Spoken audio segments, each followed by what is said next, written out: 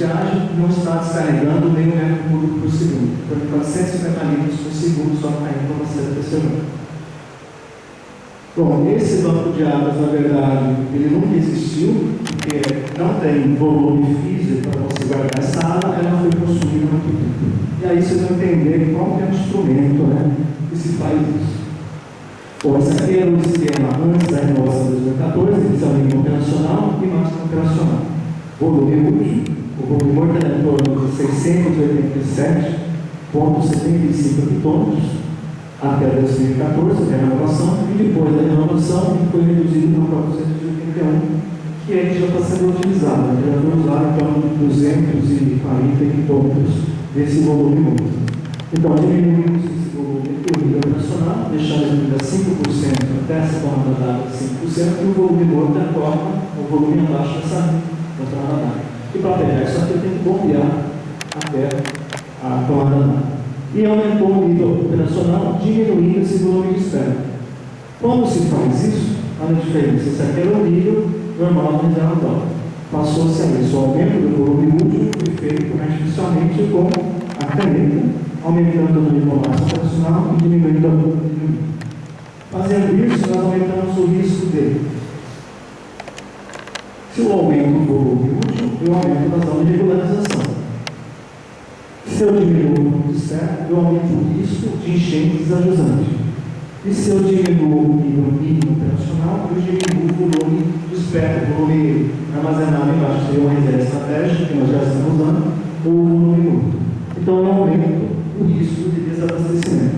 Aumento, então, o risco de enchente ajusante, na bacia percebando, e aumenta o risco de desabastecimento nas duas bacias, alvo de P e PCP. Essa aqui é uma norma que ainda está válida, que ela deveria ter findado em agosto do ano passado. Por causa da crise, ela foi prorrogada até outubro desse ano. A outorga é de 36. Capacidade de regularização para aquele volume útil é de 34,16. Então, a outorga que foi dada pelo DAE e pela ANA era uma outorga superior à capacidade física de regularização do reservatório. Para se regularizar 36, tem que segurar o máximo possível de água logo no início do período chuvoso, por isso nós tivemos enchente, e aí teve que liberar porque não tinha mais espaço para guardar e estava até colocando a barragem no período. Essa aqui é a minuta que saiu 6 de dezembro de 2013 para a renovação da outorga do sistema cantareiro. E aqui, se vocês fizerem a soma, chega a 40 metros cúbicos por segundo. E aumenta ainda mais o risco de desabastecimento de enchente. O sistema não tem capacidade de regularizar 40 metros cúbicos por segundo. Porém, nos últimos 10 anos, como a variação das precipitações foi muito pequena em relação à média, ele conseguiu produzir mais de 40 metros cúbicos por segundo. Chegou a produzir mais de 40 metros. Por isso que resolveu-se oficializar uma vazão que já na prática ela já estava conhecendo há mais de 10 anos. E aqui é o balanço hídrico. A vazão de entrada ao sistema não é medida, então aquelas vazões afluentes aos reservatórios, ela é calculada. Vazão defluente eu conheço, porque eu vai para a CPCJ. Variação do volume de um dia para o outro, volume pelo tempo que tem a vazão. E essa vazão aqui, a transferência para o TP, é a declarada da Sabesp. Então é o seguinte, se por acaso eu estou tirando 35 e eu alegado eu estou tirando 29, a diferença é de 6 metros cúbicos por segundo que vai lá na ponta do banco de águas. Como que é o certo? A vazão afluente diminui 6 metros cúbicos por segundo. Esse é um balanço. Eu não estou falando que a Sabesp fez isso, mas para gerenciamento de recursos hídricos precisa haver transparência e confiança no sistema. Isso aqui tem que ser que nem a mulher de César. Não basta ser honesta, tem que parecer honesta. E essa metodologia cria dúvidas e pode criar conflitos pelo uso da água. E ainda se você considerar que nos boletins emitidos pela Sabesp você tem uma ZAN negativa, menos 11,94, significa que em vez da água estar chegando no reservatório, ela está subindo o rio, a cabeceira do rio. Ou seja, chegou no cantareiro, não gostou da temperatura da água, ela voltou para a linha de análise. Fisicamente pode acontecer isso? Então, na gestão de recursos hídricos, esse tipo de informação para a metodologia utilizada causa dúvida. E aqui foram no mesmo dia várias tentativas. Essa aqui no dia 3 de abril de 2014, 11, passou para menos 2 em 2005, aqui era 5, ficou mesmo, 4, para outra 40, então aqui nós temos de 8, passou para 2. Então não é um ajustezinho de conta, né? São magnitudes bem maiores. No mesmo dia, passou para 3,34, foi para 7, era menos 4,95, fisicamente não pode ser, menos 9,28 também não pode ser, esse aqui 2,01 já estava ajustado. Mais tarde ficou aqui, ó, menos 0,64, negativo também não pode ser, e ficou com 30 litros por segundo. Então, nesse sistema, você fica com dúvida, mas qual que é a vazão? Só que a barra suíta começou com menos 11,94, terminou com 30 litros de chegada. Tem algum problema com essa informação oficial. Vazão terminada no período de maio do ano passado, onde não houve registro de vazão, de precipitação. Se não tem entrado no sistema, a vazão física que sai é da drenagem do aquífero. Então a deveria ser gradativamente decrescente, e não esse sobe e desce. Então isso não representa um comportamento físico que se esperaria para uma bacia em que não está recebendo chuva, não tem entrada no sistema, é somente a drenagem do lençol. Agora eu entro no efeito José e no efeito Neto para tentar explicar o que foi verificado no sistema Cantareira. No artigo publicado em 1968, o Benoit Leandro e Gênio Gates, em que eles estudaram as séries históricas dos níveis do Rio Nilo, que graças ao farol, você tem mais de 2.000 anos de dados, eles estudaram o comportamento do rio e verificaram períodos longos que os níveis eram mais baixos, seguidos períodos longos de níveis mais altos, e que eles se sucediam uns aos outros. Então eles deram nome a esse efeito, de efeito José, em alusão a José do Egito, que fez aquela interpretação do sonho do faraó das 7 vacas gordas sucedidas por 7 vacas magras. Então o período que o nível da água estava mais alto, ele chamou então o período de José, que seria das vacas gordas. Quando o nível baixava, o período mais longo, seriam as 7 vacas magras. Então se sucediu. Então esse foi o efeito José. E um outro efeito que eles observaram é que de um dia para outro vinha um ano extremamente chuvoso e ele desaparecia tão rápido quanto ele apareceu. Então esse também é alusão ao personagem bíblico de Noé, né, sobre o dilúvio. E isso que nós podemos chamar aquele verão de 82 para 83, em que o Cantareira encheu apenas um ano e choveu o dobro da média. Então esses são os dois efeitos observados no estudo do Mandelbrot. Então esses dois efeitos identificam padrões recorrentes e batizaram então o efeito José e o efeito Noé. O efeito José, ele descreve o fenômeno de persistência. Então se está chovendo pouco, é mais provável que continue chovendo pouco. Se estiver chovendo muito, é mais provável que continue chovendo muito. E aqui que nós observamos naquela série histórica do Cantareira, onde possuía 100 Campinas, é que antes da década de 30 chovia mais, de 30 até 70 chovia menos, e depois de 70 chovia mais. O que nós esperamos? Tem 40 anos. O que nós esperamos daqui para os próximos 30 anos, se for observado esse efeito José? 3 anos? 3 décadas? 3 a 4 décadas de 30.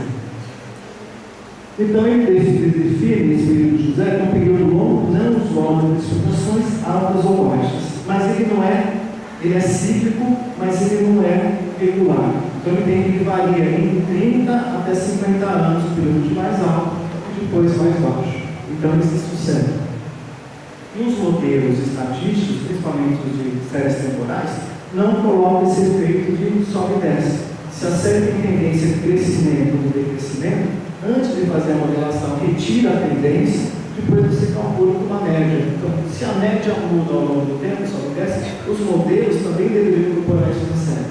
E eles não incorporam, porque justamente esse fenômeno é incorporado. Não sabe, simplesmente, se a média for baixa, todas as séries geradas sinteticamente, por modelos matemáticos, vai manter aquela média baixa. Então, quem trabalha com séries temporais sabe que falta alguma coisa, um ruído branco na série para colocar esse aspecto um pouco mais aleatório, né, que a gente não consegue explicar. É justamente esses efeitos de sobe e desce, são simples.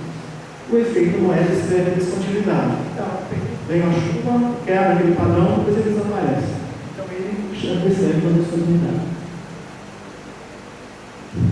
Então, aqui, James Blake fala que os efeitos no José empurram para direções diferentes, mas que eles se somam levam a isso. As tendências da natureza são reais, mas elas podem desaparecer tão rapidamente como apareceram. Então, isso significa que nós podemos esperar pelo inesperado. Tem um hidrólogo que é Gamble, já falecido, e uma frase dele é séria, ele fala que é impossível que o improvável jamais ocorra.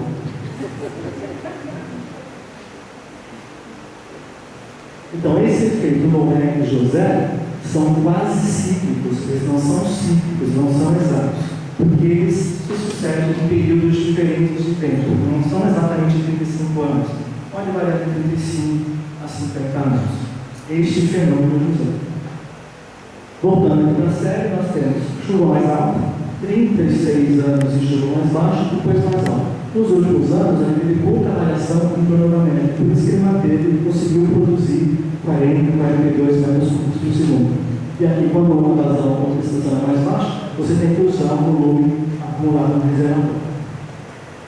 Então, ciclo hidrológico, todo mundo já sabe, desde o primário, do ginásio, a gente vê esse hidrológico. Que a água evapora, vai para a atmosfera, é levada pelas nuvens e cai em forma de chuva ou de neve, filtra, e escoa superficialmente e fechando. Qual que é a fonte de energia desse ciclo? Sol. É o Sol que é a nossa fonte de energia. Nós explosão solar. Então, o Sol, em média, o nosso planeta recebe equivalente a 1.400 watts por metro quadrado por segundo do Sol. Equivalente ao poder energético de 9 vezes, 10 elevado a 20, então é 9 seguido de 20 zeros, litros de gasolina sendo consumidos por segundo. Ou 10 bilhões de vezes a produção anual de petróleo na Terra. O equivalente à energia produzida por 10 bilhões de Itaipu. É o que o Sol, o que a Terra recebe do Sol por minuto. Então, a quantidade de energia é muito grande.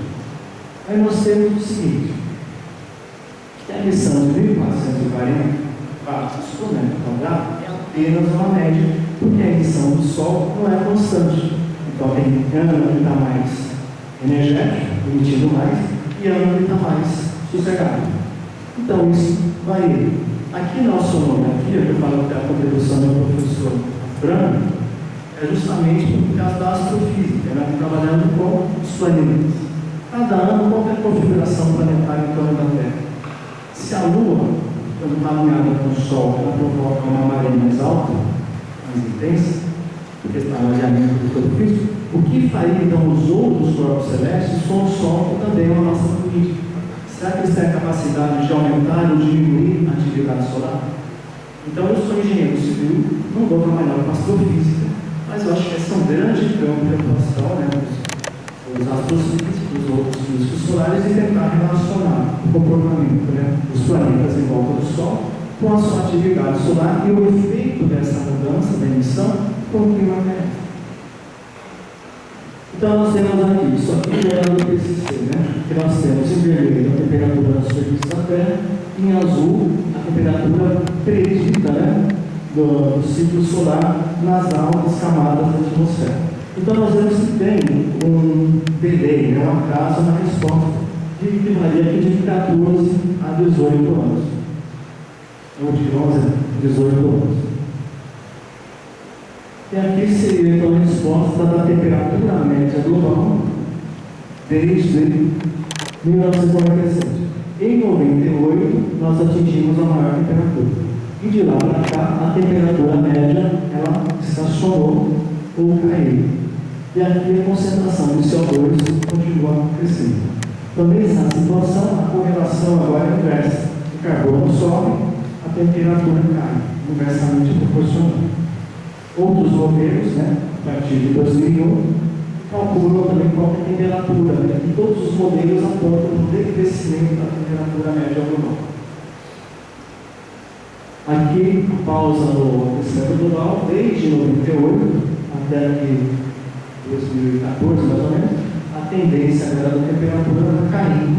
Aqui nós temos a temperatura da superfície da Terra, temperatura dos oceanos e aqui a temperatura média. Então, isso aqui se chama de hiato do aquecimento global. Nesse artigo de El Guerreiro, ele mostra que o Sol tem ciclos, diferentes ciclos. E aí ele fala aqui: o mínimo solar de Gleisner poderia afetar o aquecimento global? Aí ele falou: atualmente, quando ele escreveu o artigo em 2009, todo mundo já ouviu falar sobre mudanças climáticas. Mas é possível que o dióxido de carbono não seja a nossa maior ameaça se a compararmos com o crescente envenenamento das águas, da terra, do ar, com substâncias estranhas para os seres vivos. E aí ele começa a falar sobre 4 ciclos já identificados do Sol. Então, o Sol tem 4 tipos de atividades, né, que são mais ou menos importantes, então dependendo da duração dessa atividade. Então, são ciclos de diferentes períodos. Ele coloca os 4 principais. Então, essas variações da atividade solar foram estudadas, então, por meio da análise de carbono 14. O primeiro identificado é o ciclo de Schwabe, que é conhecido também como esporte solar. Ele tem uma periodicidade que varia de 8 a 11 anos, porque ele não é ciclo, ele é quase ciclo.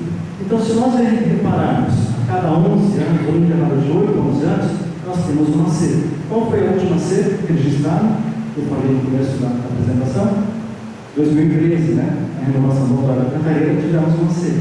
11 anos depois, 2014, outra. Então a próxima anunciada seria para 2025, vamos esperar a próxima C. Que está relacionada, pelo menos, à teoria do ciclo solar, que explica esse evento de C. O ciclo de Schwabe, de Henry Schwabe, de 1789 até 1875, ele observou a aparição de manchas solares e no ciclo de 11 anos. Ele contava que não tinha nada o que fazer, ele queimava o vidro, ficava olhando o Sol e contava as manchas do Sol. E ele observou que esse número de manchas mudava.